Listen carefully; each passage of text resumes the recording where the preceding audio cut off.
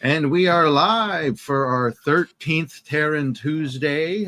Black Knight is out on vacation for another week after this, and RH Snow is currently under the weather. So we got two excellent gentlemen coming to guest host today. We have Herman, Royce Drink's Water Claw Hunter, the Hedge, also known as the Hedge, with the most insulting and personal of literacies to share with us, and Oh, the yes. Lord Otter. The Lord Otter, straight from the river himself. Two excellent published authors with us today. How you guys doing? Hello, Hi. hello. I'm a water weasel, and I'm definitely a Terran. My name is Royce. I like to drink White Claw. I'm a drink with Tracy. I got the little masks here still, so. Oh, there you go. I know he recently made a White Claw video or something It about is. White Claw. I so totally wasn't involved in that White Claw incident either. So, Well, there totally was an not. incident. Oh boy. Yes, there was an incident. Yeah, What I happened? knew it wasn't the Hedge whenever I saw the sign saying the Hedge was here. Yes. The Hedge was here. And speaking of Hedge, today we have a excellent topic. This lovely post that has been making its rounds amongst the interwebs. Put it up nice and tight. Why don't straight men read novels? Publisher Weekly, which frankly makes me wonder if there was a guy or a girl who actually went ahead and made this excellent post. But you actually had a super awesome reply to it, Herman, right here. They read mine, and they certainly do. I know that I currently own all of your novels, at least in audio format. Then again, I cater to them. Traditional publishing gives them the finger. Yep. Strong words there. Strong words, It's dear true. sir. It is true. true.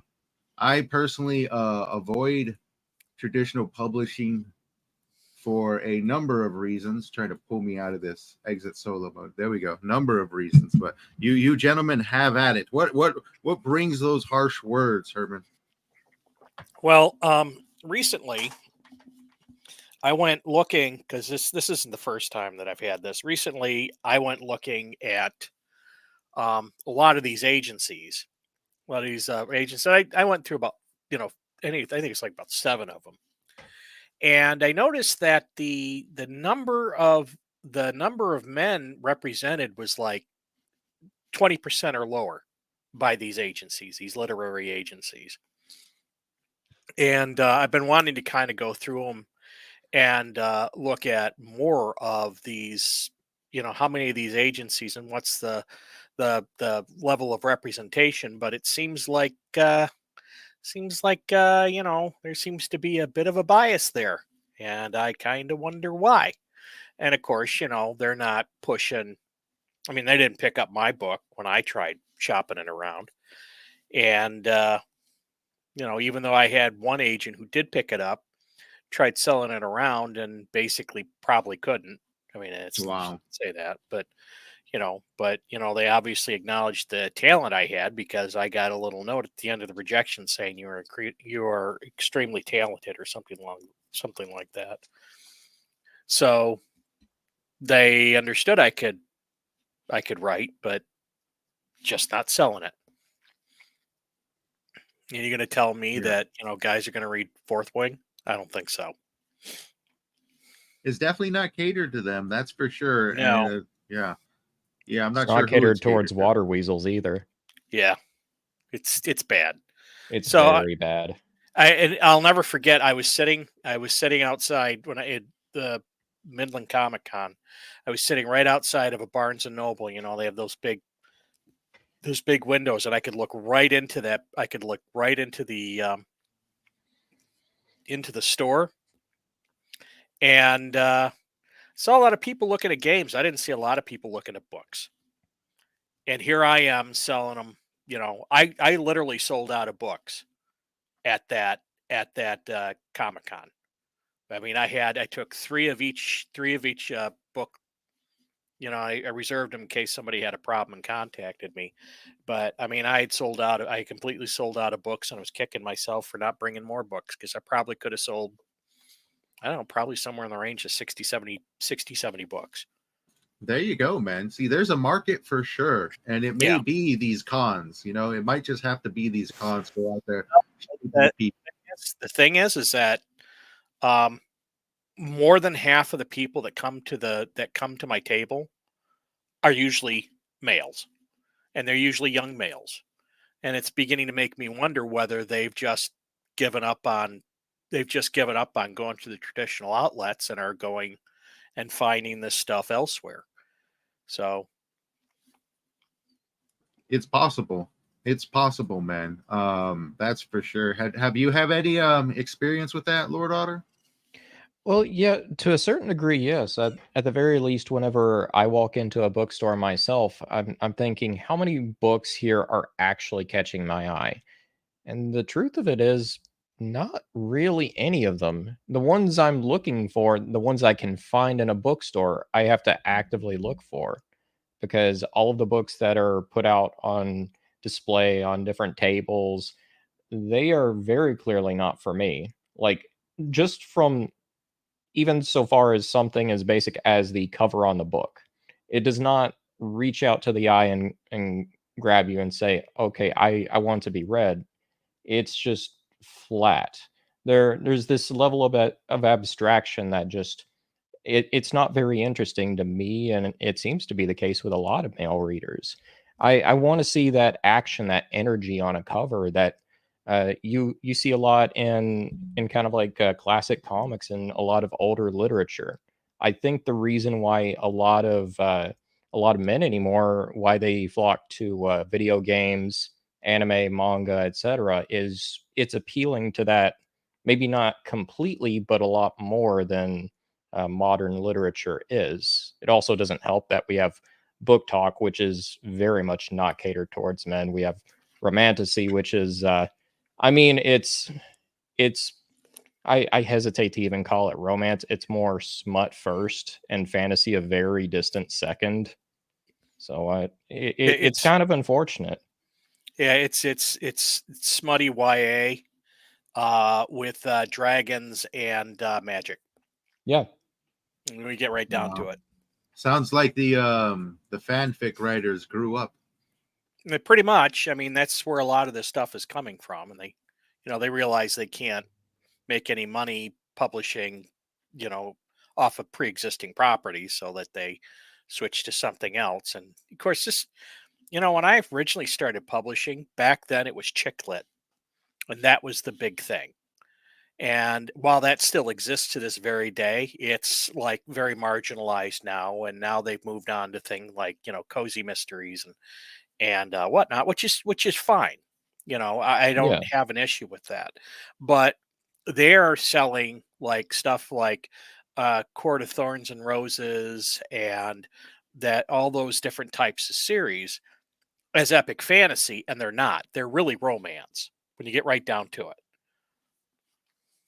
So it definitely sounds like within the literary scene that even the authors as a whole have been just blending everything within this very romantic, um, just this constant romance. Throw a ton of romance on top of it. Get these will they won't they Yeah. characters going. I don't even think it's well written romance. It's very much wish fulfillment romance. I've written I like reading R.H. Snow, reading Watcher of the Damned. That is a romance, and I had a much better time reading through that than I did reading through like Fourth Wing or anything I've experienced through Book Talk, because there's more of proper character motivations and an actual established chemistry. It's not the it's not the protagonist gushing over her favorite pretty boy the better half of a book. There's an actual back and forth there, and I think it makes a major difference even on that level. You And know and what? go Yeah, ahead. go ahead. I was The just thing, gonna say, all right, I'll and make it quick. I'll make get it it, quick. Yeah. So the other thing is that like other areas where they really can't shoehorn romance into, like military sci-fi, because there's like, I mean, that is like almost all men. That those things remain pretty much untouched, and of course there's a ton of people out there in the indie scene writing that stuff. Lit Mhm. RPG is another one. There's a ton of guys writing that stuff. So, and that's all indie, and they can't even track it.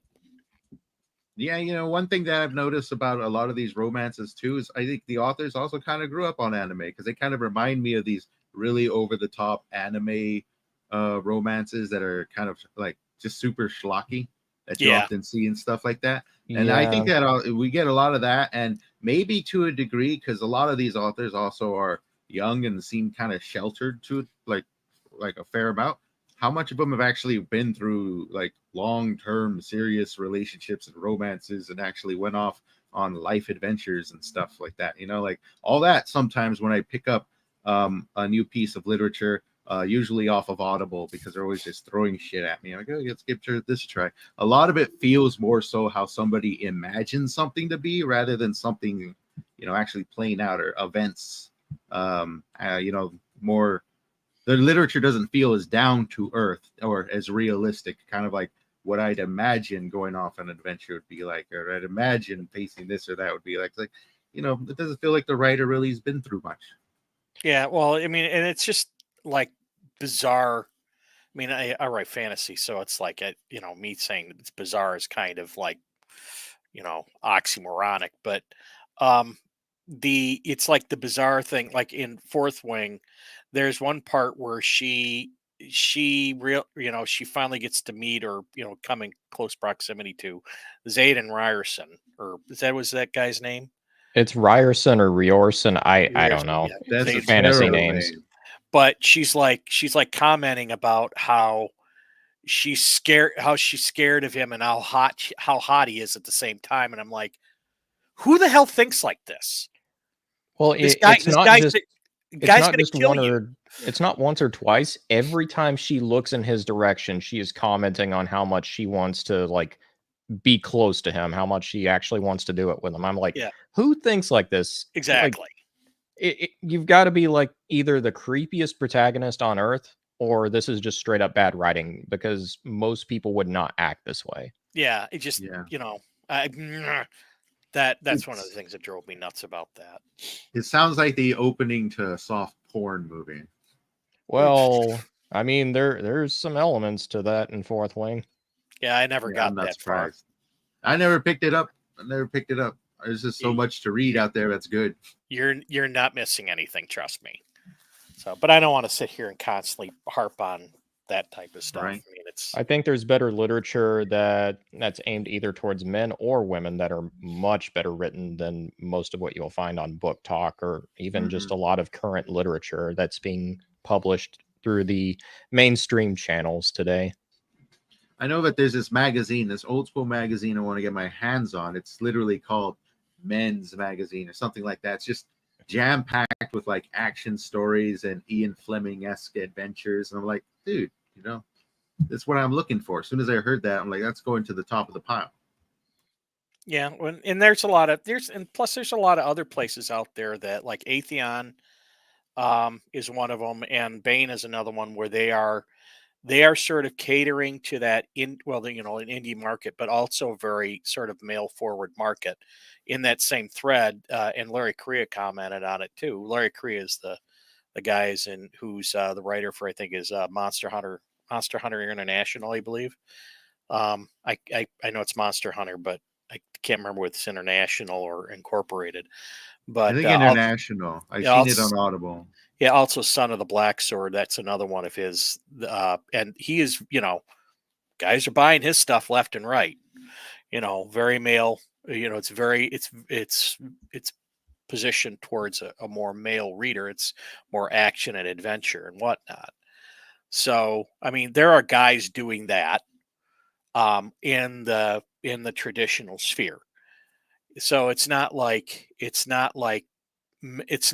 there isn't stuff for them, but the thing is that you have an entire traditional publishing industry. It has all that marketing power and clout, and they've basically abandoned a male market.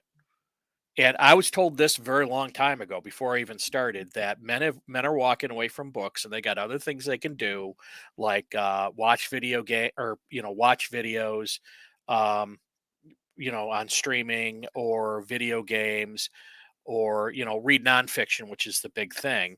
And a lot males tend to read a lot of nonfiction, which is understandable.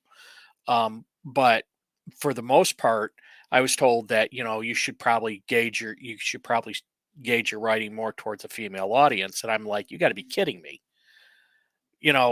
Why? Lord of the Rings isn't exactly, I mean, there is a romance in there, but it's not forward. There's all this stuff out there. Lovecraft certainly had no romance involved.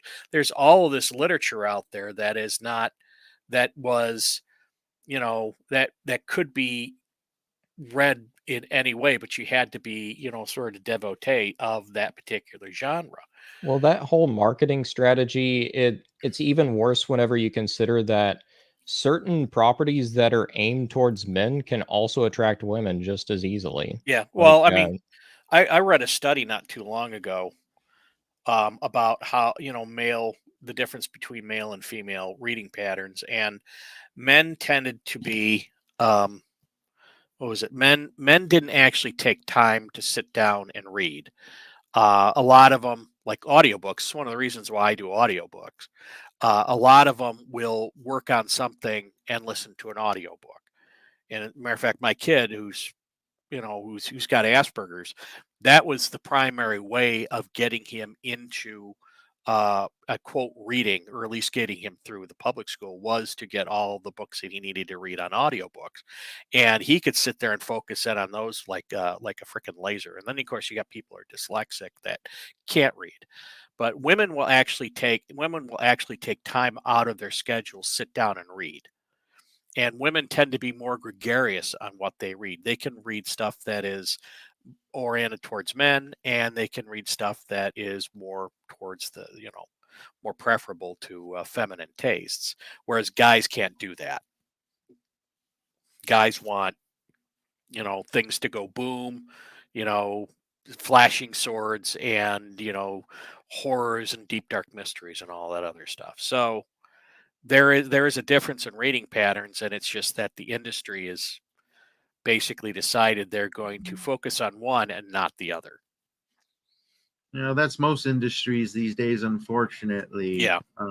That's the dang shame of it.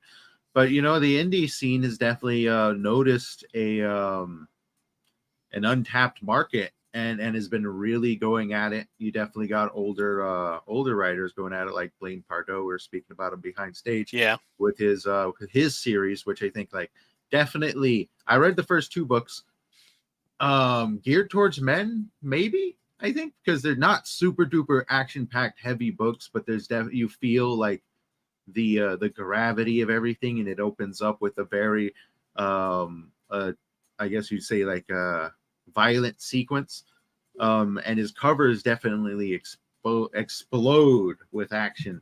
And then you I also don't have think it has to be strictly action or anything, but Yeah. I do think there has to be a solid sense of pacing and urgency. I think that's something that will naturally gravitate a lot of male readers into a book more often than not. That's not always the case. I mean, look at the whole epic fantasy subgenre. A lot of those will take several chapters just to lay down the foundation before the plot truly kicks off. But there'll still be a sense of pacing in a lot of books that are usually geared more towards men. definitely. Is this the part Which where we start singing that song from Yellowbeard? Men, men, men, men, men. right where he exists, damn it, Yeah. write books for me. I want to read something good.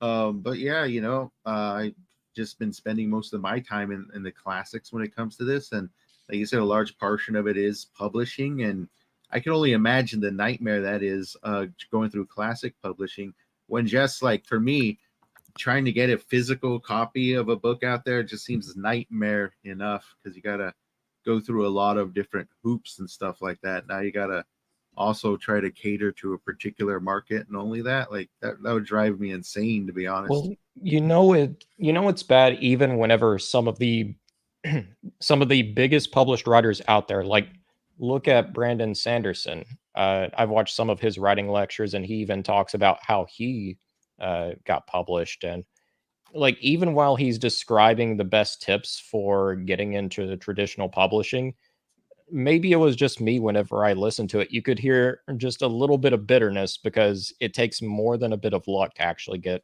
your foot in the door. He was fortunate enough to get an editor at a convention. That was kind of his way of actually releasing his first published book, Elantris. But I mean, for a lot of people, they're not so lucky, and going through an agent and then an editor, it can be it can be nightmarish. Like even if you get so far to where your book is actually getting published, there is the chance that what is actually being put out there is no longer even remotely related to what you originally imagined. Yeah, and another thing is that there's a book I don't want to say author tuber or booktuber called Bald Book Geek, and he's got some stuff out that I guess is traditionally published, and he's got a couple videos on recently that came out about a publishing deal that he walked away from, and his thoughts on books coming out nowadays in the industry, and that some of those videos have been very enlightening. I won't go into details because you can go watch it, but it was I watched a bunch of those, and I'm like, yeah, that doesn't surprise me at all. With some of the things that they did, they wanted to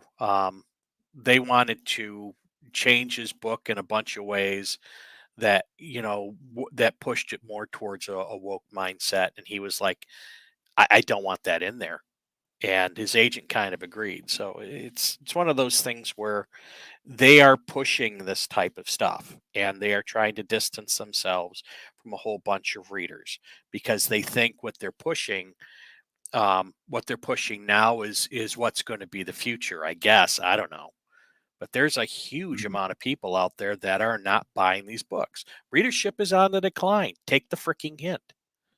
And wasn't the way it was back in the 70s or the 80s.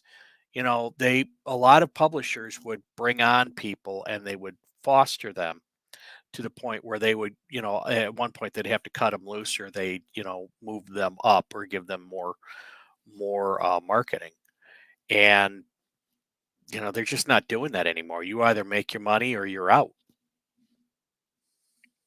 Yeah, and I think that might just come with two things. I see it being affected by. One of them is just the heavy industrialization thereof.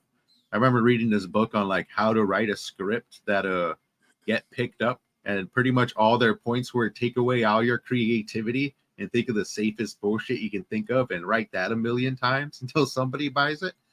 A mixture of that, I believe, and a much more free market now that the internet's become a thing and self-publishing's become a thing, and it seems like it's networking has become even it's really come like it used to be, because for a moment there it seemed like pretty much the publishers had it all. You had to go strictly through them, and it had to be what they like, or you had to just know somebody already. Yeah. And then now you have the free market. Now you can get lucky with advertising. Now you can just continuously, relentlessly put shit out there till somebody picks it up. And I think all that's really just shifted the industry, if you will. I mean, Well, don't get me wrong. I think social media definitely has its drawbacks in terms of Oh yeah. like viewer attention span, like mental health. But one of the big silver linings is just networking. Like the very fact that we're doing this right here, right now, it's a testament to what we can do with uh, like social media, current day technology that wasn't possible simply 20, 30 years ago, not in the same respect anyway. yeah, back when I first tried publishing, which is like early 2000s, I don't even think self-publishing was even on the radar, and you had to go through the traditional industry, and even then it was very, I would say my chances were very pessimistic. But the Outside had a really shitty book too, so I mean that didn't help. But yeah, I mean, there was only one way. Now, and then consequently, now that there's, now that anybody can publish a book, that also comes with its own complications because your book basically is floating in a sea of books. Right. And that never used to be that way. And also, as you have a declining readership. So you either have to get out and aggressively promote your book to get it floating on the top of that sea of crap, or you just float in the middle of it. And you can have a great book, but you're now swimming in the same waters as every single AI scammer and Empress Teresa out there. You know, thinks that they have the best book in the world, and it's don't feel that they need to have editing and spell check on. Definitely. That actually reminds me of like my first experience of trying to get a story out there in someone's hand. And I realized, you know what? This isn't enough. I need to spice it up somehow. I need to turn it into an event. And that's why I've been like leaning towards focusing on audio over time. Still need to finish this novella I'm working on, but Mhm. you know, you need more than just a good book these days to get noticed, and sometimes you need more than just decent marketing. You need downright great marketing, or somebody that can just pull you out of the crowd and say, hey, look at this guy. Yeah, and that's the other problem. There's not a lot of people out there that want to do it. You're not going to get it. I mean, it's like the small guys. You'll get some signal boost from the small guys, but the big booktubers, they don't want to know you, and you can forget, book talk. That Well, that it that seems isn't like happening. the name of the game anymore is it's not just about putting your book out there. It's about having a presence online. And this is something that's bled even into the traditional publishing too. It's not just about marketing your book even aggressively or anything like that. It's about having a having some type of either established following or persona where people can recognize you apart from the crowd, and some of that takes time, but it also comes down to what you're actually putting out there, how you're grabbing everybody's attention. That can be in multiple ways, like having a YouTube channel, writing reviews and getting noticed that way, and there's several ways to do it, but most importantly, and I think this is where a lot of people go wrong. They expect it to happen very quickly. I believe it's something that will likely take like at least a few years to pull off, if not longer. But it I think that's also kind of a good thing. It's a natural way of getting a reliable reputation all the same. Definitely, and it's also like speaking about reputation of I guess fostering the correct persona, because as it stands, I think I could like reach wise, I probably have enough networking power to sell some kind of book from all the people I know, but it definitely is not going to be the kind of book I'd want to sell because I just don't have the appropriate reach to sell that kind of fictional literature. So there's also that plays into it as well. It's a different beast, but a much more approachable beast with its own unique challenges. I'm honestly kind of glad that I don't have a massive following at the moment or anything, because I would rather publish some of my weaker books now and be learning the tricks of the trade, slowly improving, instead of having a massive YouTube channel and then you publish your first book and you're suddenly put to a higher standard. I would rather I would rather kind of like foster these talents earlier on, and then by the time, like, hopefully with a bit of skill, a bit of time, and just a little bit of luck, you have a much greater following. You've got the skill to back it up. Well, that and the other thing is one author told me is that your backlist is your moneymaker. Yeah. If they like one book, and I've seen this time and time again, if they like one book, then they'll come back for the second one and the third one. And so it's very, I've actually seen it in because I don't have a huge amount of sales. But I'll see somebody buy like The Revenant and the Tomb, and then a week will go by because it's not that big of a book, and they'll buy the Wizard Stone.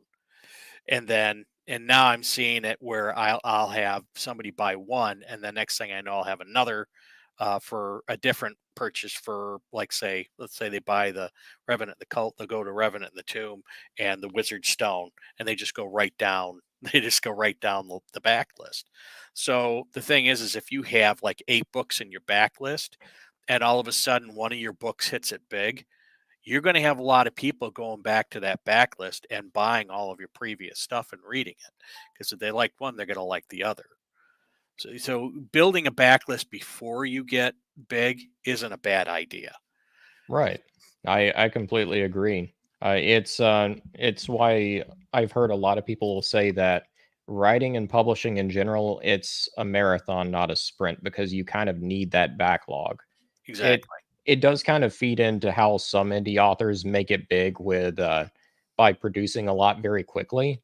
Personally, I'm not quite as much into that because I do actually want to make the books decently well written, but I do understand the principle behind it because you are developing a backlog pretty quickly. Yeah, and I don't know how they do it because the costs involved. I, Yeah, if you're going to get I mean, I have inexpensive editors, and I was going to try and put out 2 books this year. I just can't do it. It's just not financially feasible, and for various reasons. So my next book's going to have to come out next year. And then the other thing is that there's also cycles in reading. Like you'll hear oftentimes that people don't, or there's cycles in people purchasing around late August, around August, September. That tends to become a dead zone with people buying books. Yes, it was last year and was year before then. And I'm finding out from other authors, yeah, it's a bit of a dead zone. It picks up after that, but summertime tends to be kind of slower than, let's say, spring and winter, yeah, maybe that fall. makes sense. People out and about running around with the families and stuff, not as much time to lounge, pick up a book. Exactly.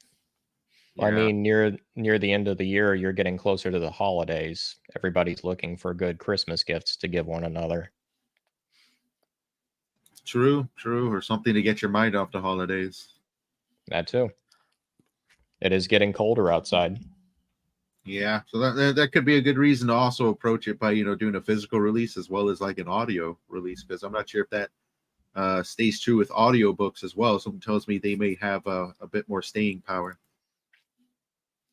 I don't know. I, I, yeah, I don't know. I will Right. say that I don't, if I'm going to advertise, I'm not going to advertise too heavily in the summer. I will advertise in like the late, starting late fall, maybe before Christmas, and then I'll do advertising starting February. But it tends to be, summer tends to be a dead zone as far as I can tell. But audiobooks, I will say is that if you're going to go audiobooks, Audible is not your friend. No, they don't treat you too well there. No. So, I've learned from experience just with working through Ingram Spark that Amazon really doesn't like you if you're going through Ingram Spark. yeah. So Really? my next book is going to I'm going to actually put it out on in 2 places. I'm going to do one for Amazon only, and then I'm going to do Ingram Spark for everybody else. And I'll probably buy the books that I sell, because I'm going to be setting up a store very soon. The books that I sell through my website, I'm going to be purchasing those through Ingram Spark. Yeah, and that sounds like a smart idea.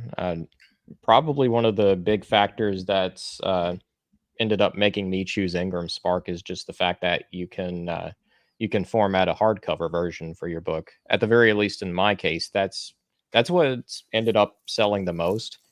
Funnily enough, it was something that I hadn't really planned until the last moment. And then it turned out that everybody who wanted the book, they were going for the hardcover version. It also looked better with the cover. So, I mean, Ingram Spark does give you that flexibility. Yeah. It is good to try to provide those options for sure. Every time I see a book and you got hardcover and softcover, I always want to go for the hardcover. Like, just a couple extra dollars, clearly a better version. So hardcover in itself, at least from my own anecdotal experience, definitely a good strategy.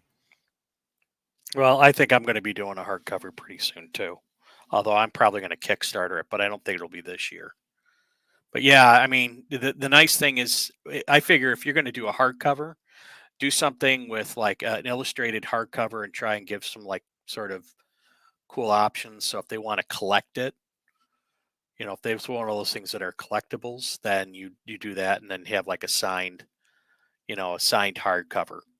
Because I don't know. I do know that the hardcovers are probably not going to sell well at like conventions because of the cost. One of the thing about the people who are coming to conventions, they're coming in there with pocket money, and if you're going to sell them a more expensive book, you're not going to get that impulse buy. I've got like my Revenant in the Tomb is, I think it's like $8 at special events, and I'll end up like last time, this last con, I think half of my sales were they bought all three, and it was under $30. That's So very true. That's very true. People go there for unique items, experiences, and cheap stuff. Something yep. a little discount. Yeah. I mean, I had one kid hand me literally a ball of cash, not a rolled up, like a rolled up roll. This was a ball of cash that was wadded up in his Yeah. pocket. You just We had didn't own a wallet. Yeah, so we had to sit there and sort through the ones and all that other stuff. It was pretty funny. So I mean, that's the type of people you got buying at these cons. And Yeah. Good. no, that's Okay. My comment was just going to be super simple, and so it sounds like they're of a variety of ages. You got somebody handing you a little wad of cash compared to they're quite young. You got some youngsters out there looking for some good literature. well, no, I mean that's like I said, that's where I'm finding that young audience. When I started this with the Revenant and the Tomb, one of the things I did with the Revenant and the Tomb is I did a lot of experimenting. So I spent a lot of money on different and advertising in different spots, and so I kind of got a feel as to what I'm getting myself into. And what sort of discouraged me was that because I was advertising on Facebook, Facebook was one of the few places where the ads actually worked. The demographics were coming back that I was getting a lot of activity from people who were age 35 and older, which is millennials into, of course, Gen X and Boomer. Uh, and that I would get more interest at the older that they got. And I'm like going, is this uh, is this my audience? And my audience is going to be dying off as I write more books. Well, that's the nice thing about me being in cons is if I've discovered that no, that's not the case. That these young guys are buying books, but they're just not buying it off of ads. They're probably not going to Amazon, and they're probably looking through different, these different mediums to purchase their books. There's another guy, and I'm going to be seeing him at BaseCon. He does, I think, sci-fi, and he's sold out recently as well at these cons. And he's not. I mean, he's been doing this for a while. The guy's got like 8 books, and he sold out at one of his cons as well. And from what I've been hearing, that the movement of books at these cons has been actually going up. Now, this is just from what I'm hearing. I don't know this for a fact, but I noticed that even I go even to a small con that's dead, I'll sell 12 to 15 books, which is, and once again, young men attending these things because they got comics in there and stuff too. And that's primarily a male, a sort of a male uh, consumer that wants comic books. So if men aren't buying books from these big retailers, they're going elsewhere, and this is one of those spots. True. And I think one of the reasons you're seeing a lot of like older people clicking on the ads is because the younger guys grew up with these ads and they probably learned how to just completely tune them out. They mean nothing to them. They just skip. That's all that ad is to them. But you go to a physical location and you see the book there. You know, it's not just a picture. It's not just 2-3 pictures in the scan, a JPEG. Like, it's physically there. You can hold it. You know, whenever I grab a book and I put it in my hand, it's so much more than just when I purchased it online or something. And when I go to, there's this lovely place I like to go to that's like 2 hours away. They sell a bunch of memorabilia for anything you can think of. And they have like this mini library. Whenever I'm going through there, half the fun is just to hold the books in my hand because, Yeah. you know, it's amazing. Yeah. It's good to hold them. And they sell themselves. I come across a book and I love the cover. I'm like, man, I got to buy this, you know? Yeah. And getting back to John's experience at frickin' Barnes and Noble, guys walking into those things, looking around for books, and they're finding nothing but a court of thorns and roses, or a throne of whatever it is, the throne Fourth of, Wing. yeah, Fourth Wing, Iron Flame. Uh, I They're love not the go- names. The names sound creative, at least. I like, they sound at least slightly interesting. Well, I mean, after a court of thorns and roses hit it so big, everybody is using that same format for their titles. Yeah, I have noticed a few of those. It's like, holy crap. So, but I mean, you know, there you are. The experiences, they walk in, they don't see anything that they want, they walk out, they probably don't come back. Yeah, well, even another back in the nice day. thing. Go ahead, Otter.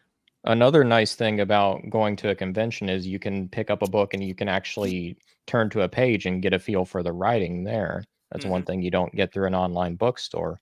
For me, it's like along with the cover, that's one of the best ways. Like I'll use to determine if I'll like a book or something. Just flip to a random page, see if the writing just kind of draws me in. And And that's another thing too about going to these conventions is you can tell if your covers work, because I can tell 75% of the people that stop and look at the book, they'll buy the book. They'll buy a book, at least one book. And it's funny because you can always tell, because they'll look at either my banner, which has my covers on them, or they'll look at the actual book and they will slow down or come to a stop. And that's when we talk to them.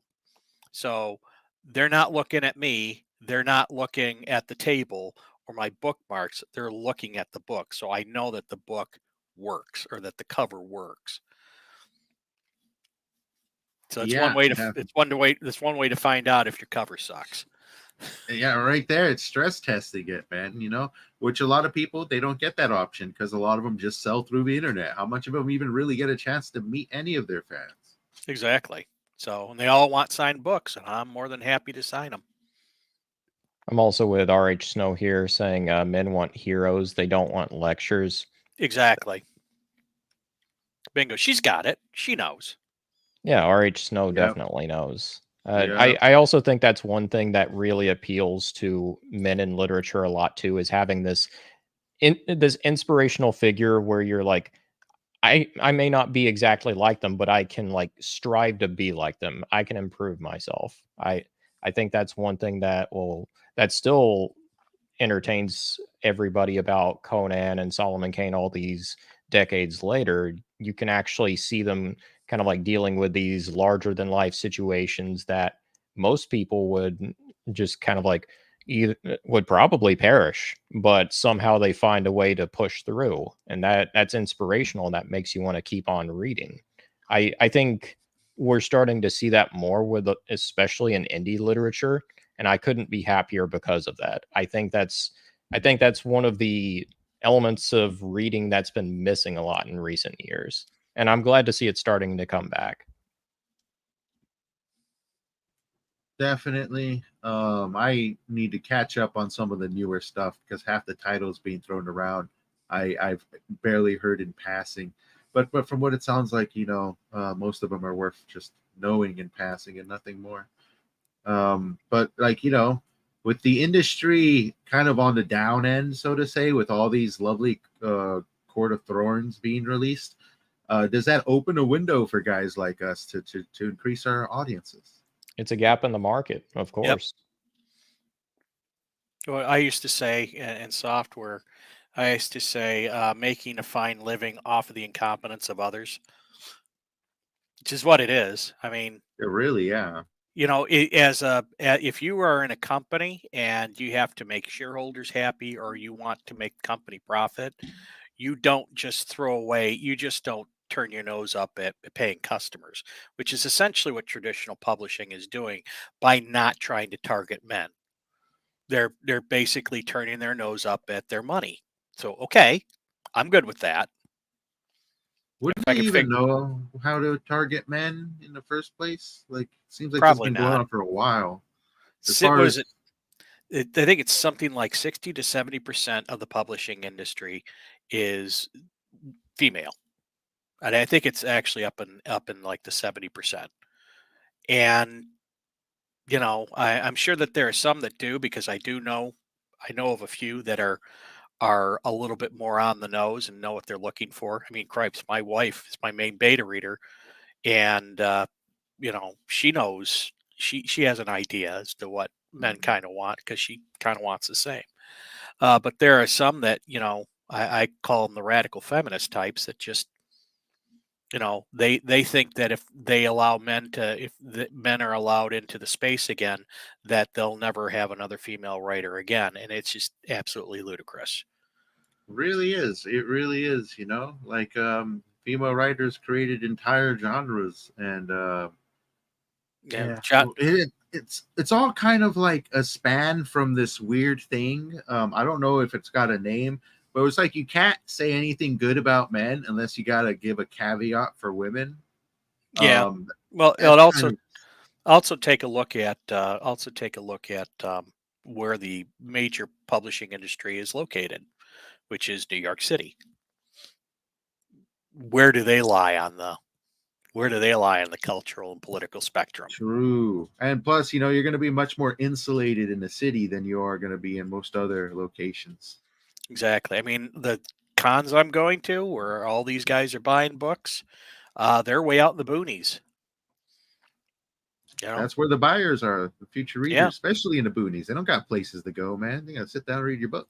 Yeah, Yep. and I think the internet has only exacerbated things for them because they have even less of a touch of what's actually going on in the market. I think what I know of traditional publishing, it seems like the major marketing trend is to chase trends. Yeah. Whatever is viral, genre-wise, the types of stories, we are going to follow that, and it has to be that because we know nothing else is really going to sell as much for us. That's a big reason uh, why publishers, editors are so strict with what they want. They think that's what the greater market is looking for. And my personal theory uh, as to why book talk is so large in that space is because a lot of TikTok is creating trends going viral. So they are looking at that and thinking that translates directly to sales, and that's not necessarily true. Yeah, views are a lot cheaper than sales. Very true. And there's another guy on Twitter wrote something along the lines of, you know, why were I think it was uh, I can't remember his name now. I'm drawing a blank on it, but he's become a big cultural, arts uh, podcaster and personality. And he asked something. I think somebody asked the question about why was stuff so much better in the 80s and 70s and all that, and why is it so awful now? And my response was, back in the 70s and 80s, you had basically a collision of an industry that knew how to cater to a customer, and the openness to experiment with different things. And when something hit, that it made a lot of big money, but there was also a lot of tolerance for taking the risk for trying something new, and that tolerance is gone. Right. I completely agree there. Just the idea of being able to take a risk and try something new. It's surprising to hear how many rags to riches stories come from like a publisher pretty much saying, "Oh, you can't do this," but the people who are actually making the story do it anyway. Yeah. I Like, this isn't even talking about literature. I've like one of the biggest trending game franchises right now. Look at Dark Souls. Look at FromSoft's catalog. Their prototype Demon Souls, that was something they made without letting Sony know what they were actually doing, because Sony did not want that. And then you see the actual result of them experimenting. So it kind of gives you an idea that to a certain degree you need to experiment, otherwise you are not going to get these big hits out there. That's what's actually going to push art forward, to push any kind of medium forward. You need that experimentation. Yeah, and it also gets into um, why why movies are, why movies suck nowadays. Is it's either a reboot or it's another unwanted sequel from the Have you seen a original. movie trailer recently and just said, "Hey, this looks like the other 200 movie trailers I just Exactly, saw"? exactly. There's So nothing that's different about them, and I think that's what people are looking for. It's like you need something to actually stand out from the crowd, but I think this is a big, like, the reason why Hollywood is dying. Like, even if you take political dogma out of it, it's the lack of experimentation. They've got a set formula that a bunch of shareholders believe is infallible. It has to be this way, and you follow it or else. it's like the recent movie Twister. Was anybody screaming for a reboot of Twister? No. Really? No. Twisters. Yeah, and There's two. Marvel is having problems now because they've gone off script, but I mean, you can only take this stuff so far, and expanding the universe without having compelling stories, just to get something out there, I don't think is going to work. Doesn't work anymore. Which is terribly ironic, because what got the MCU into the public eye was because they were experimenting. They were having Exactly. they were having movies across multiple characters and franchises with a continuity between them. And it was all building up to what we would see as Infinity War. And that's what everyone was looking forward to. Once Endgame came out and pretty much wrapped up that story arc, we didn't really have much of a reason to care anymore. And it was kind of up to Disney and Marvel to try and create a reason. It's just they floundered very epically when it came to that actual step. They didn't know what to do themselves. And ever since, it's just felt like a meandering act. Like they're trying Exactly. to keep the ball rolling, but they're just stumbling and falling every step of the way. Another one is the Thing. When the Thing came out, the movie The Thing, with John Carpenter, when that came out, it bombed at the box office, but it became a massive, underground cult hit, to the point now where it's considered like this epic movie. When the quote sequel, which is basically nothing but a remake or a reboot, came out, it bombed too, but it bombed for completely different reasons. It had a name attached to it. It had, like a lore attached to it, and it actually followed what they had done with the first movie, as far as like scene for scene comparisons. But it still bombed, and it's not held in as high as regard as the original, because Yeah. everybody saw it for what it was. It was a way to cash in. I mean, it wasn't a bad movie, but it really didn't cover any It, new it, ground. it didn't have its own identity. And Exactly. behind the scenes, it was initially supposed to be, and that's probably why it's so much like the original. It was supposed to be a remake, but then when people got caught wind of it, they decided, all right, screw that. We're making it a prequel instead, Yeah. which, only lets you know it could have been much, much worse. Yeah. The team was also trying to go a lot harder into practical effects, but it ended up getting axed at the last minute. Yeah, that's true. I was actually Yeah. just watching that the other day. It was a Where they, mix of things too, because I think some of the practical effects just weren't coming out as great as they wanted them. And then CGI is always just that lingering thing you can just turn to and say, "Hey, fix everything." One of the practical effects I would have loved to have seen in the movie, the scene where the alien creature, the thing, is like merging with one of the crew. That was originally supposed to be practical, I think. I think that would have been a very They creepy effect if they actually pulled that off with they did add practical in effect. layers of practicality, but then they threw CGI over it. But sometimes the crazy thing is, at least when it comes to that, thank God we're making books and compared to movies, because that's a nightmare in itself. I remember hearing, because we were talking about Twister, the original Twister, they had all these practical effects set up, but then there ended up being either logistic issues or crew members started getting endangered, that they're like, all right, I guess we'll use CGI for this. I guess we'll use CGI for that. Like, okay, I guess we're CGI-ing everything. But back then, you look at the CGI in that, and you can see that there's a type of respect the artist used to get that they don't, because their CGI in the old school Twister movie is better than a lot of CGI you're going to get today for movies that cost 3 times as much, that have 4 times as much people working on them.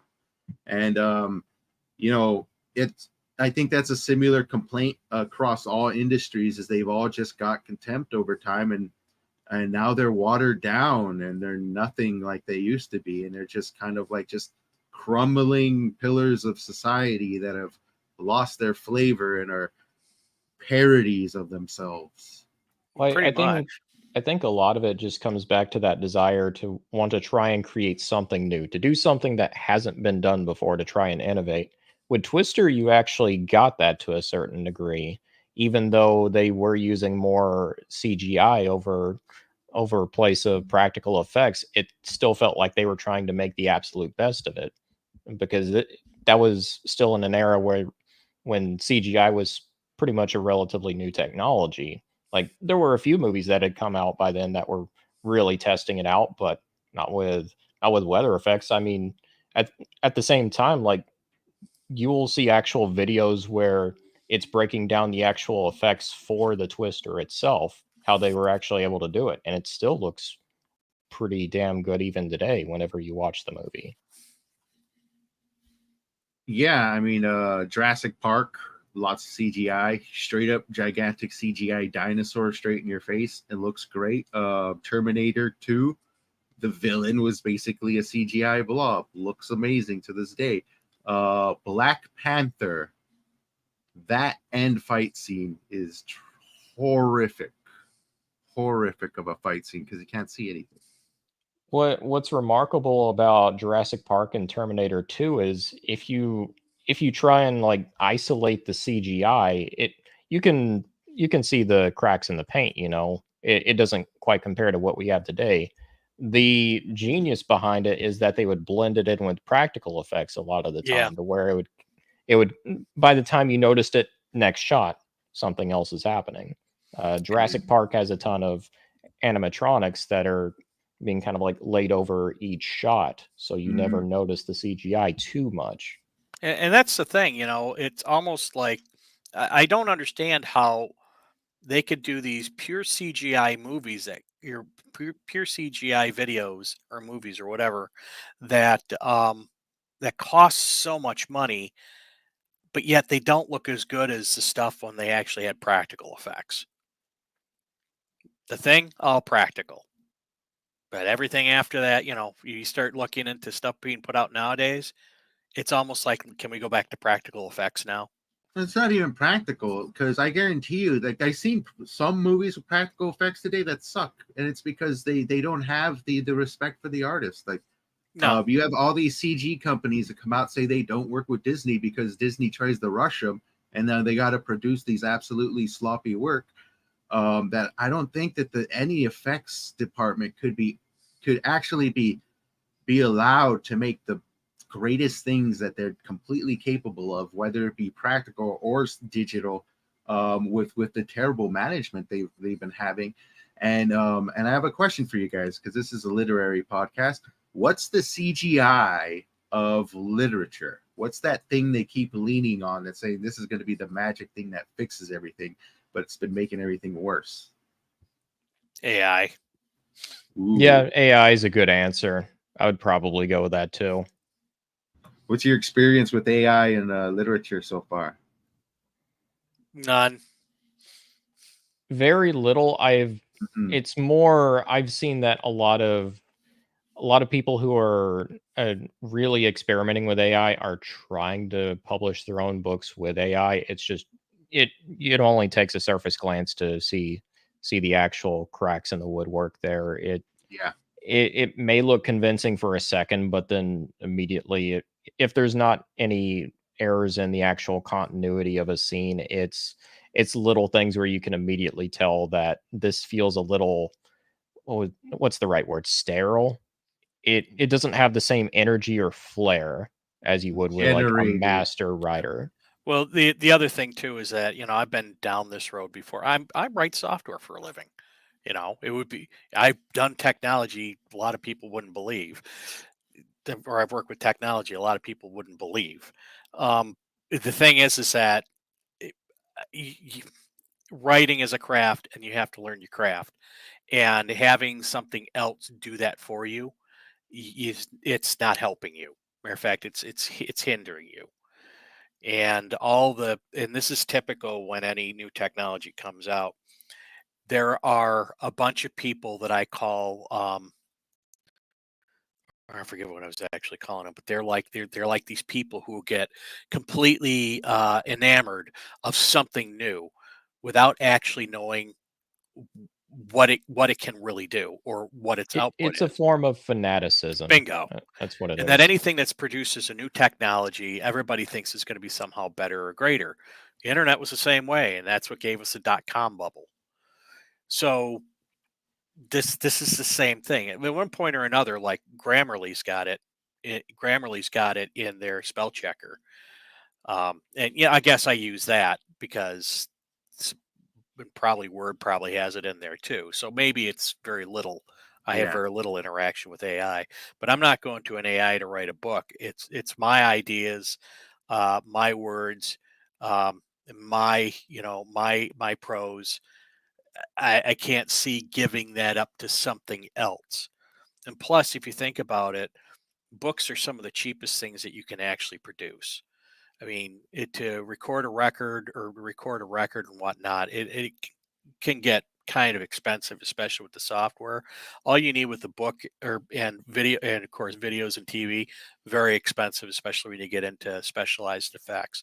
But with the book, all you need is a word processor, um, something that will do your editing for you, and usually it's built into Word, and then a couple of freeware formatters, and you're off and running.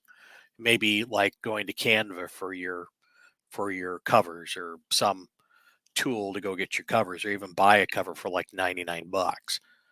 So it's very inexpensive to get into books and producing them. And I don't see the need for anything that's going to cut costs or cut time. I know I've used AI, but basically to like the extent you said, like you use Grammarly, I was using a very similar software. It was costing like $30 a month. Then AI came out. I'm like, whoa, this does basically the exact same shit that I'm using this for. So I Mhm. just kind of switched over to that. And it's really great for that. But same thing, like I can't see myself handing over a story to AI. And it's a magnificent tool for research, but you better double check anything it gives you. It's magnificent for creating genre specific thesauruses on an instant. You can say, writing a Lovecraftian like story. I need another word for this and that and that. And then Dan generates you like 10 different words and their meanings and stuff.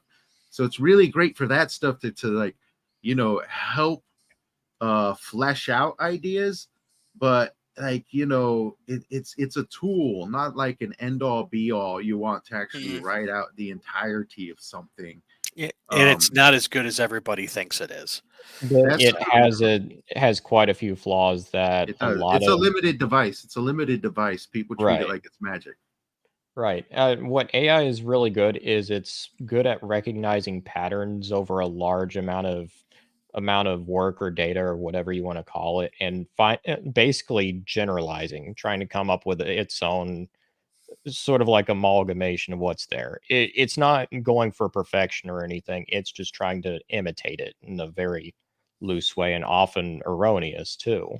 I mean, you see it with a lot of AI art where it's like it'll mimic the style of an artist you know and love, but there will be a lot of minor little errors, maybe with the eyes, maybe with the hands. Maybe this character has two heads for some reason. Yeah. The AI doesn't know about it. The AI doesn't care about it. It's just there to imitate what's already come before it. It's a very derivative type of technology, and that's the thing. Especially as a writer, I don't want my work to be purely derivative. I want to experiment. I want to see what's truly possible. What am I capable of? I know that sounds pretentious, but I want to try and make something new that hasn't fully been done before. That may be a failing goal, but I'd rather follow it through and fail than just sit here and not even try. Yeah, and then it also comes down to the fact that writing a book is easy, selling it not so much. And Yeah. AI can't do that for you. That's true. Yeah, definitely. Even now, like I'm working on a story, I'm trying to market it left and right where I can before it's even done, because by the time it gets there, I want some people to at least be waiting for it. Oh yeah.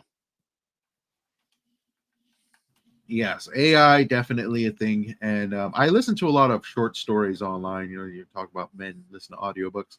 I think a lot of these younger readers have actually also fallen into the creepy pasta world, which is where we're going to find a lot of readers, because there's a ton of youngsters out there who are just gobbling up these audio stories. They're all just audio stories, and they're essentially the new versions of pulp as well, because they're just right there.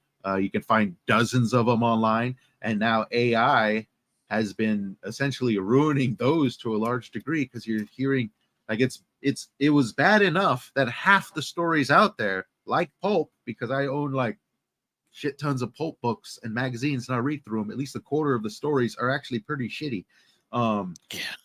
Yeah, at least a quarter of them are actually pretty shitty. But now, like creepy pasta, you had these shitty stories, now you have these absolutely redundant stories that use the exact same grammar, exact same language, exact same themes, to a ridiculous amount, to the point where even that voice is AI generated, and it's terrible. It's taken over the scene, and this is probably the one good thing about having, at least for now, and that's just saying it without having full exposure and still some ignorance towards what I'm about to say. And that's the good thing about having these publishing houses, is they're going to filter out all that BS. But frankly, something tells me they're probably, if they could just generate a book that's readable with the press of a button, they probably would. That's what I Yeah. think.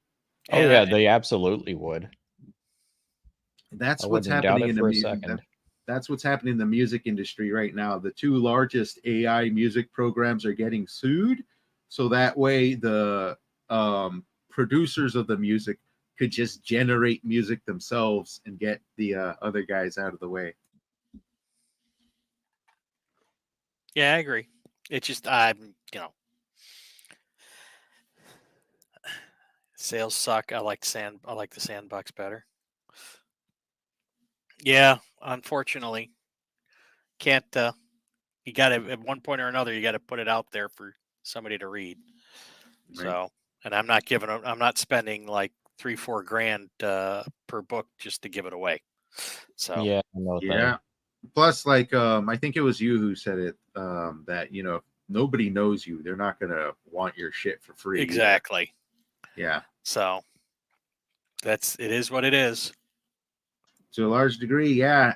It's a different age. If you want to be anything today, it definitely helps to have a media presence of any kind. Though, like I mentioned before, having a fostered media presence, best way to go.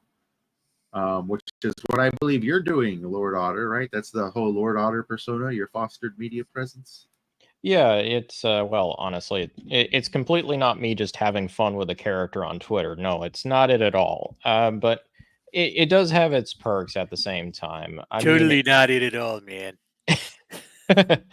I mean, Yeah, to a certain degree, it does give you a certain type of like unique presence. You're not really seeing a whole lot of other places outside of something like Fur Affinity or whatever. But I mean, for me, I like it's a way for me to kind of give my own opinions, just because I like my own writing style. I like to be a little more elaborate. So the Lord moniker kind of easily comes into the whole Otter thing, but being able to kind of like have that and also just joke around, share some images of cute otters while also showing your what you can actually write. I think that's for me, that's a big part of why I enjoy the whole kind of like act, honestly.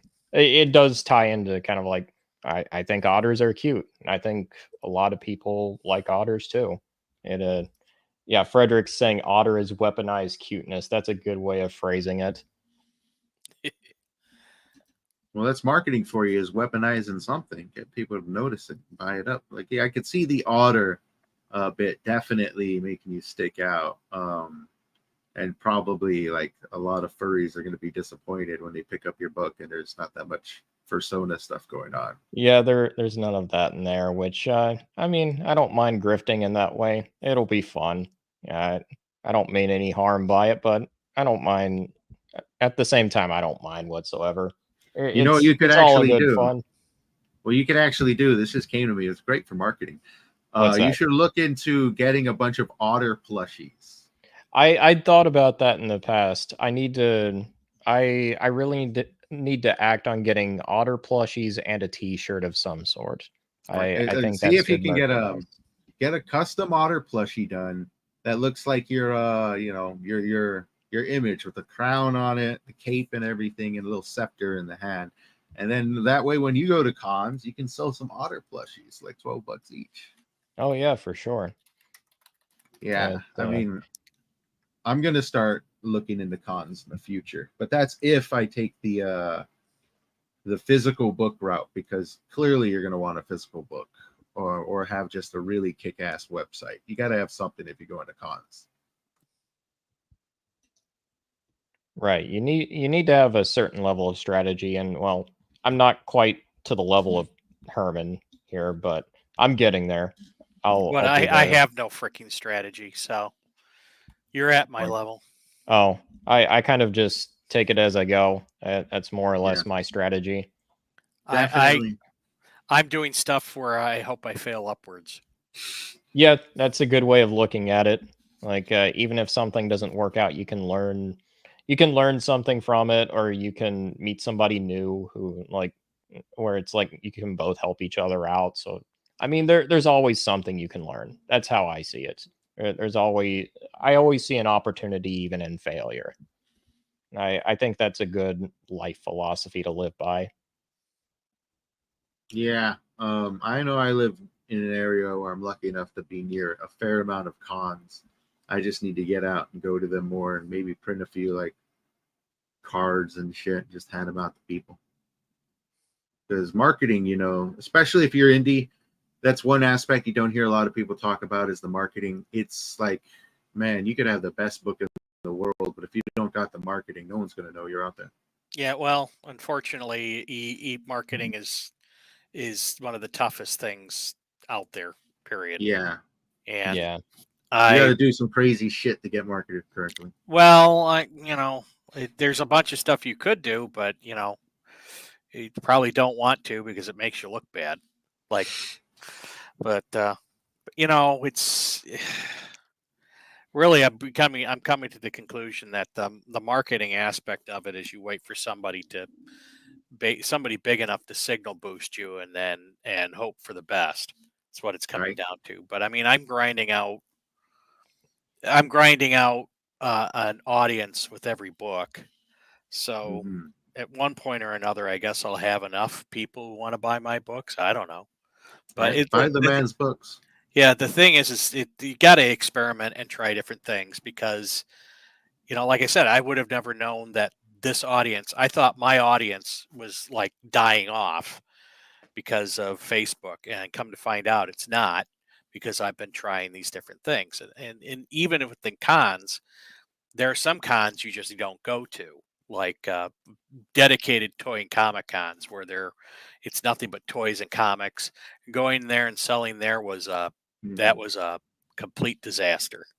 Yeah, But I found that when you go into the rural ones and the people, the vendors are kind of sort of spaced out across the spectrum. Well, that I actually fit very well in there.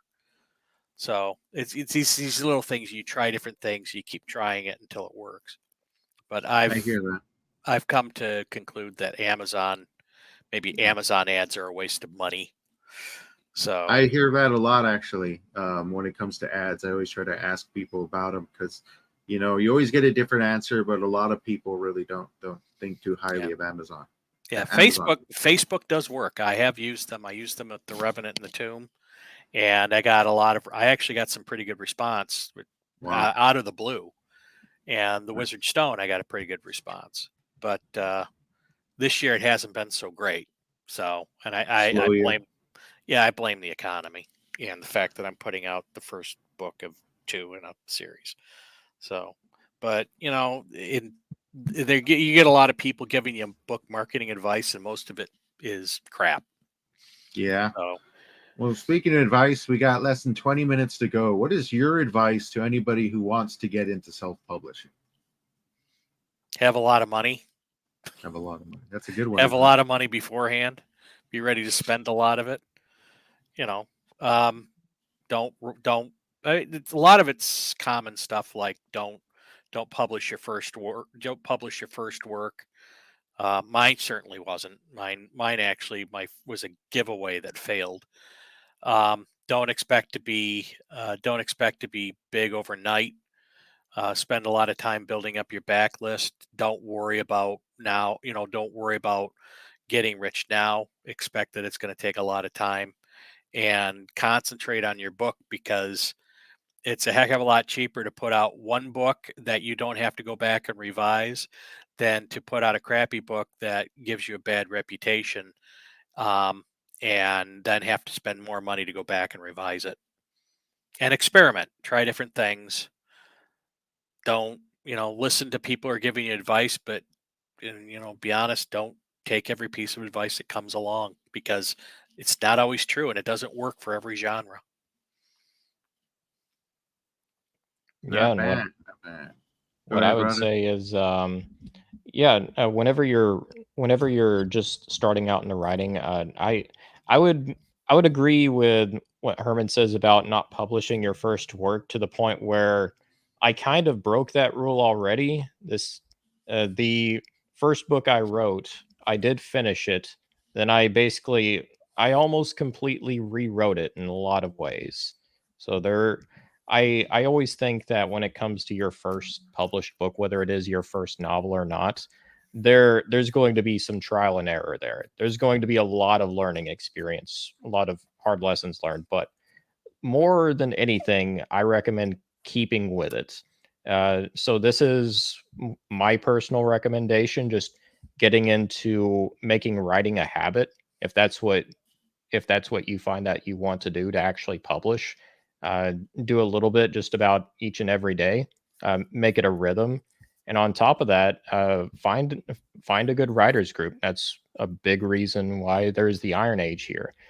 Get a good editor, a good group of beta readers who can help make your story even better than what it is. Uh, I can't tell you how much that's helped me personally. Having good beta readers that frankly have the balls to say, "Yeah, this is pretty bad, Otter. You need to fix it."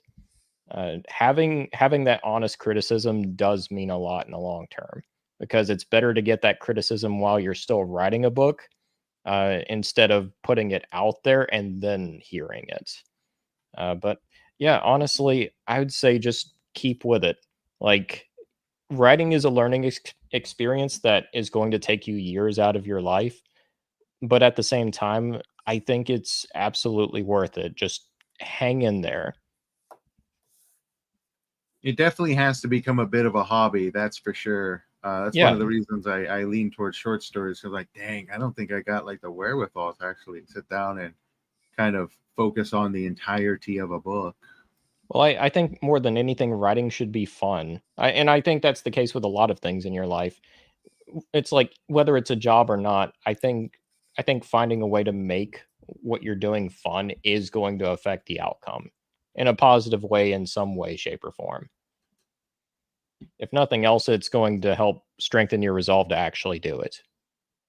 Turning it into a hobby first definitely is I think probably one of the best pathways towards becoming a good writer. Maybe not a best-selling writer, but a good writer in general, as in you have decent confident skills. Make it a hobby, make it something that you enjoy to do, something that you can learn to love, maybe. Or even like me, because I don't wholly like writing, but there's layers of discipline. There's a lot of things we don't enjoy in life, but we enjoy the outcome, or there's something at the end of the process that makes it worth it. And for me, like I said, don't enjoy writing too much, but I usually like what the end of the process looks like, and I have enough discipline to tell myself, because that's also a big portion of it, at least for me, discipline to say, no, we're sitting down and we're writing, and we're not going to be done until we reach this many words, or till we reach this portion of the story, because that's our quota today. Well, I've also tried going at it from the businessman mindset with the entrepreneurial writer's mindset, where it's like I'm going with this quota, this marketing goal or something, and usually that's, at least for me personally, that kind of destroys my actual motivation to write. Kind of like what you said, going at it from the hobby perspective first. I think that's a great way of finding of experimenting for one, finding out what stories you like to write, as well as what kinds of stories your readers like enjoy actually reading. So I think that's it's a very fun way of going about it. Maybe that's just my personal opinion. Maybe it'll change over time. Who knows? It's definitely part of your own personal process. I guess that's one thing that's a great piece of advice for anybody, is find the way that you write, because it seems everybody has their own sort of like workflow that works specifically for them, that kind of just brings the best writer out of them. Yeah, Yeah. pretty much. Mine is cigars and brandy. There you go, man. Right? Just get a little buzz on, sit back, relax, and just get going. That's old school. That's old school. Very, very, very Very noir, old school. right? Mine is getting up the first hour in the morning while I'm still half awake and just punching out 1,000 words within the span of an hour, and then just saying, "Ah, I'm done." And then I, I look, that I, slowly builds up over time. I like mine better. It's a more stylish way of writing for sure. Yeah, mine is just, this is how much words that need to be written today, and before the end of the day, those words are going to be written sooner or later. I've gotten used to just pulling myself aside and say, "Oh, I got 34 minutes. Let's go write X amount of words while I still can." Just wait until you have a business, and that goes away. Don't get me started. I got such a long list of crap I have to do every single day to help with other people's businesses and stuff. It's like I'm like a foot in the door with that one. Yeah, I'll start an LLC this year, and I hate every freaking minute of it. What's the tell us about the LLC? What are your difficulties with it? Taxes, making sure I'm on time for, reporting like sales taxes and paying sales taxes, Oh yeah. making sure I'm compliant with a bunch of stuff and that I'm not doing things that I'm not supposed to, and taking care of the books, which my wife is going to take up a bunch of that, but and I stress out about doing something wrong and end up having with like a $10,000 tax bill at the end of the year. Whoa. So Yeah, yeah. there's a certain level of stress there. I like, technically I'm a self-proprietor where right before I published, and there are benefits to there's definitely benefits to actually having a business created for where you're self-publishing, mainly taxes. But still, the sales tax report angle, like, it's easy to stress out over it. like to the point where I actually had to make myself like a writing document, pretty much laying out the steps just so I don't accidentally mess something up somewhere down the road, because I don't want to be in that situation. And that's another reason why I do like just kind of sticking to Substack and releasing for like $5 a month to people, because they Well, just give, yeah, go ahead. thankfully you don't have to worry about it too much. It's more like once or twice a month you're really having to take a look at it. So it's not that much of a distraction, but it's something you do kind of have to keep in mind whenever you are self-publishing. Yeah, self-publishing and then publishing in general, you know, it's another thing that has been commodified, and you got to pay the toll to get in. Yeah, That well, is the true. other thing too is that in Michigan, if I wanted to go to more than 2 events, I had to set up a company. So, Really, is that how it works over there? yep. So, and I regretted it ever since. But Yikes. oddly enough, I'm selling less books, but I'm making more money. So, go I figure will that one. say this: you ideally for conventions, you want to stay in the state where your business is located, because it gets a lot more complicated once you go outside of state. Yeah, I know. But that's what I'm going to try and do next year. Oh boy, my heart goes out to you. Well, I'm only going to do like a 1 or 2. I don't think I'm going to go like do a bunch of them. So, Okay. Well, Wrangler has a question here. What point do you think it's appropriate to upgrade from a DBA to a LLC? what's a D? I can't remember what DBA stands for. Doing business as. Oh, no, you don't upgrade from a doing business as LLC. You would establish yourself as an LLC, and then if you have a different name under which you do business, then you do a DBA on top of that. At least that's what it mentions in the state of Michigan stuff. Yeah, So, technically, I'm a sure. DBA, just where I'm using the name the Lord Otter to actually publish as an author. But I mean, the actual business, I'm not an LLC. I'm more of just a self-proprietor. But yeah. a lot of it does depend on the state you're living in too. Well, yeah, like in Michigan, until you actually register as a business, you're not considered. You can't just say I'm a self proprietor. You actually have to register as a self proprietor. That being Right. said, you don't have to go through a bunch of hoops that you have to go through. But then again, with an LLC, so long as you maintain some distance between your personal finances and your company finances, your personal finances are protected from anything that comes in at the business. So that's the thing. But the author name has absolutely nothing to do with it. I'm registered under HBH Loreforge LLC. I but I don't have to use that as my company name. In fact, I probably wouldn't. The HBH Loreforge is what I'm, is the business entity, and you don't really do business as with that because you don't have a separate like branch of yourself. So your pen name doesn't actually figure into your business. All right. Got some behind the scenes tips on business right there for everybody. Definitely Yeah, worth playing I'm back. not I'm not an accountant. All right. I am not a business lawyer, but that's It's just stuff that I yeah. read. Same It's here. all I can experience, people. recommend a few books that can help you get into the business side of self-publishing. It does save you a lot of headache. I will say that much. But yeah, Mm-hmm. I'm not an accountant either. If you guys are okay with it, I can go ahead and recommend a book that really saved me a lot of headache. Yeah, go ahead. Let's see here. I think I've got it here on my shelf. The Self-Publisher's Legal Handbook. It's written by All Helen right. Sedgwick.